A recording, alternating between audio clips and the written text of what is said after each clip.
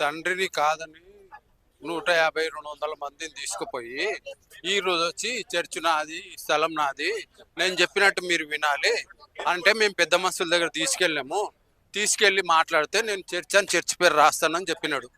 Church పేరు రాస్తా అన్నాడు. 3 నెలలు వాక్యం చెప్పనిచ్చినాము. చర్చ్ పేరు రాయలేదు. రాయకుండా ఇది నా సొంత ప్రాపర్టీ అని ఏమన్నంటే స్విచ్లు, ఫ్యాన్లు, లైట్లు బంద్ చేయడము, తర్వాత వచ్చేసి మా మీద కేసు వేయడము, ఆడోళ్ళ మీద, మొగోళ్ళ మీద, అందరి మీద పోలీస్ స్టేషన్లో కేసు వేయడము ఇలా జరుగుతుంది. పెద్ద మనుషుల దగ్గర ఒప్పుకుంటాడు ఒకటి, ఇక్కడ చేస్తారు ఒకటి. వాళ్ళ డాడీని ఇక్కడ గల్లబట్టి లీలబెట్టి ఇట్లా చూడండి, ఇక్కడ ఇక్కడ పెట్టండి, ఇక్కడ ఇక్కడ ఇట్లా గల్లబట్టి వాళ్ళ డాడీని ఇట్లా లీలబెట్టి, గోడకు లీలబెట్టి, అరే ముసలుడా నువ్వు వాక్యం చెప్పొద్దురా, నువ్వు ఎవర్రా వాక్యం చెప్పనికి అన్న రికార్డు ఉన్నాయి మా దగ్గర. అవి చెప్పి ఇప్పుడు అందరు ఆ చర్చ్ వాళ్ళందరిని తీసుకొచ్చి ఇక్కడ నిలబెట్టి మాట్లాడుతుంది. అట్లా వాళ్ళ డాడీని అన్న ఆయన ఇప్పుడు వాళ్ళ డాడీ చనిపోయినాక వచ్చిరా?